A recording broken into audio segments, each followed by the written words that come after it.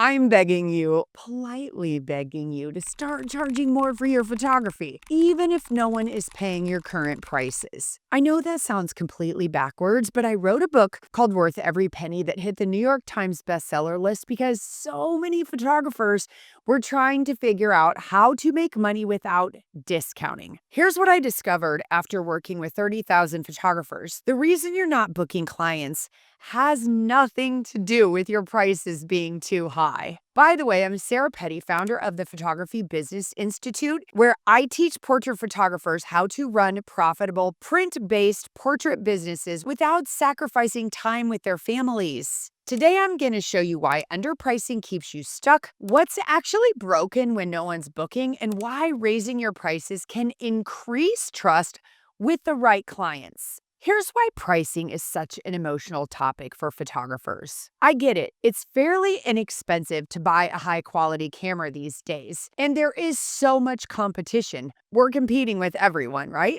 But here's the dangerous assumption most photographers make. They think people are making their buying decision based on price, and they're not. Think about it. All service businesses compete with free. People have a lawnmower, they could mow their own lawn. It's easy to paint your own walls, power wash your own driveway, design your own birthday invitation on Canva, and yes, take your own pictures. But a lot of people don't. Why? Because the thing you're selling isn't really the thing itself. It's the outcome, the experience, the relief. So when you try to attract clients by lowering your prices, you're attracting people who only care about getting the lowest price. And those aren't even the best clients to work with. So why do you want to work with somebody who doesn't value photography? When I say charge more, I'm not talking about being expensive just to be expensive. I'm talking about being intentional. This is actually easy. It's about making the value worth more than the price. In other words, you can charge anything if people perceive it to be worth it. Your job isn't to focus on lowering your price, it's on increasing your value. Think about buying a steak dinner.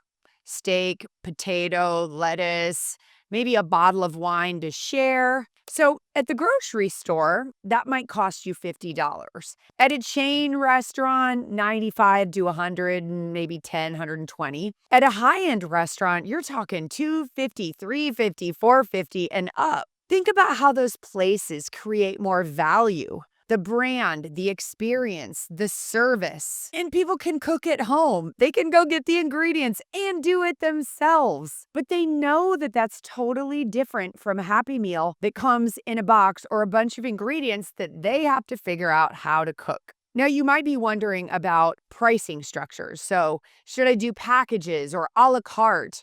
Here's the truth. It's not really what moves the dial. I price everything individually with no packages, no a la carte. I just call it custom. I do think I could probably make any pricing structure work, but it's the value we create that makes it worth more. We try packaging things together. People are like, can I trade this for that? And creates overwhelm and you're putting them in a box. Leave that to McDonald's to do with their Happy Meal. We can be high-end custom. Here's something crucial to understand. Being busy for little money will destroy your confidence faster than being slow at higher prices. Because when you're underpriced, you attract the wrong client who doesn't value what you do because you're underpriced. And those clients, oh my gosh, they're the hardest to please. Price-sensitive buyers always are, and they will keep you down. Low pricing reinforces that you're a commodity, that you do the same thing everyone else does, and it isn't worth more. Let me ask you this.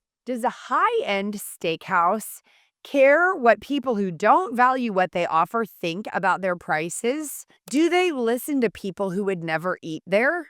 No, they listen to their ideal customers. This is where people go wrong. Sure, there are always people who will cook their own meals. Groceries will always be cheaper than the prepared meal and the experience that comes with it. You're taking feedback from people who would never be your clients anyway. Listen, if you want to learn exactly how to position yourself as a premium photographer, grab a free copy of my book, Worth Every Penny. Just cover shipping and handling. Go to photographybusinessinstitute.com/free book, and I'll send it right to you. And listen, if you're thinking nobody is paying my current prices, let's talk about what's actually broken because that's not really the problem. It's the symptom of a problem. Is it the price? Is it your work? Is it the way you're presenting your work? Maybe, but not really. It's the way you sell it, friend. It all starts with your sales skills because if you're underpriced and you still can't get anyone to book you, that's a problem. That's not a pricing problem, that's a persuasion problem. Persuasion is the key to being in business. Listen, if you can sell something to someone, you can stay in business and then you can fix everything else. But your photography will never be so good that it sells itself. And most photographers don't know how to persuade. So when you learn those skills, you put yourself ahead of everyone else because that's really what's broken. Here's something that might surprise you. Raising your prices can actually increase trust. Why do people hesitate to buy from someone who charges too little? Because it seems like what you're offering isn't valuable and you're probably not very good. And here's the sad truth. People really can't tell good photography from excellent photography. So your pricing is a direct reflection of what you believe you are worth.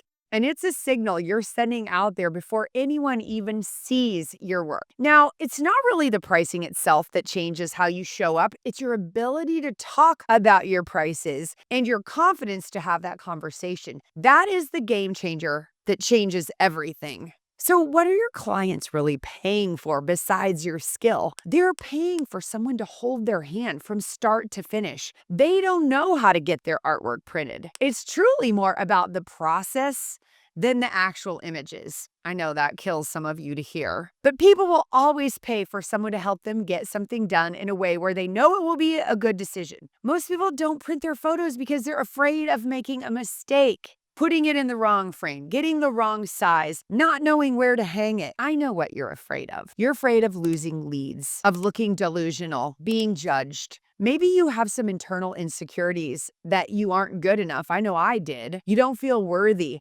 Most photographers don't have a degree in photography, so they feel like a fraud. And you're thinking, who am I to charge more for this? I had those exact same fears. And you know what? They actually came true probably less than 2% of the time. But I had to pay attention to those 98% of positive responses and let go of the few judging Judies.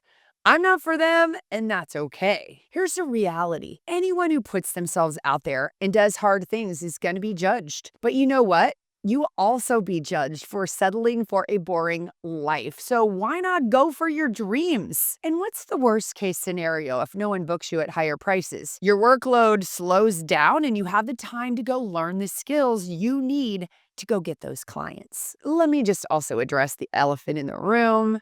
But Sarah, isn't it lying to charge more when I'm not that experienced? No, pricing is not a moral issue. Has nothing to do with morals and values. It's about you delivering what you say you will, and you're not cheating or scamming anyone. Your process should be super transparent.